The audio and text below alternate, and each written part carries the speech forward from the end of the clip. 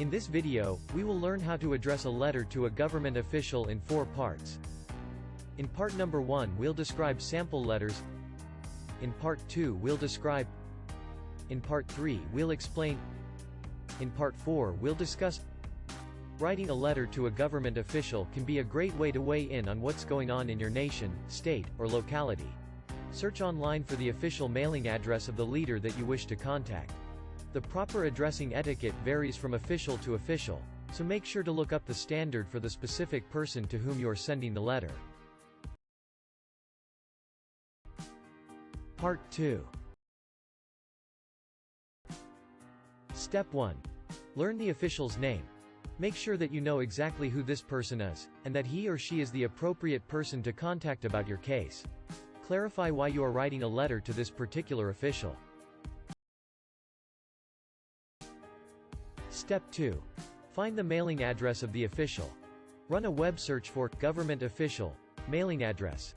If a web search doesn't turn up the answer, then visit the website for the relevant department of the local, state, or national government.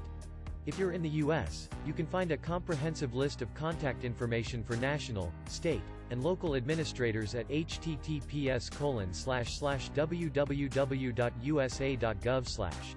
If you're not sure who to address, look for the address of the relevant department. For instance, you could write your local DMV office or the Department of Homeland Security. Step 3. Address the letter. Include the. Part 3. Step 1. Show due respect. Open your letter with a formal salutation, and end it with an appropriate closing statement. Depending on the level of government, this official may employ a team of secretaries to read through his or her mailbox for important letters.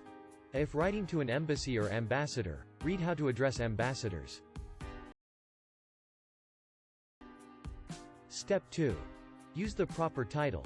If there is only ever one person in a given post at a time, e.g., the President, the Mayor, or the Speaker of the House, then you can address the person by his or her title alone.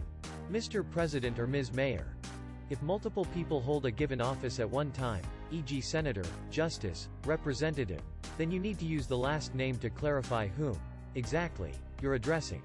It never hurts to include the official's name, even if he or she is the only person holding the position. A personally addressed letter lends a certain degree of humanity to your message. Step 3. Read sample letters, or send a form letter. Do your research to find out how other people have addressed letters to this particular government official. Some activism groups and petition websites will actually provide specific information about contacting the officials relevant to a certain cause. You may also be able to simply email the official. If you're unsure of what to write, try looking up a form letter and a clear subject line that gets your point across. Some elected officials receive hundreds of letters a day, and oftentimes don't read them all closely. Part 4.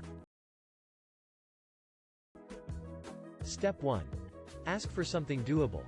Before you send the letter, consider whether this government official will be able to meaningfully act on your letter. Petitions and form letters are usually well written and actionable. Make sure, however, that the demanded actions fall within the scope of this official's duties. Step 2. Get your letter to the top of the stack.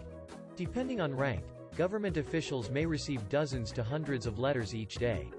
He or she may even employ professional letter sorters to determine which select few messages actually wind up in the hands of the official. Make your letter polite, concise, and topical. In the first sentence or subject line, reference an issue that is at the top of the official's agenda.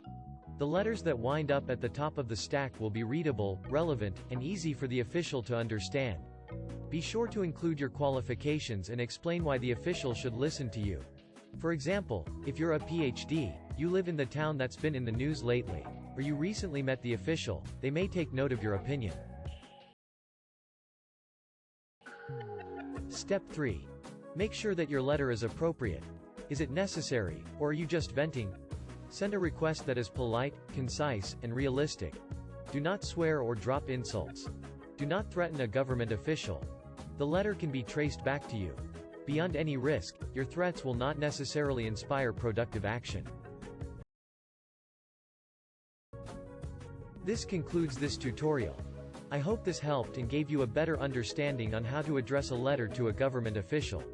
If you enjoyed this video, please hit the like button and consider subscribing for more content in the future.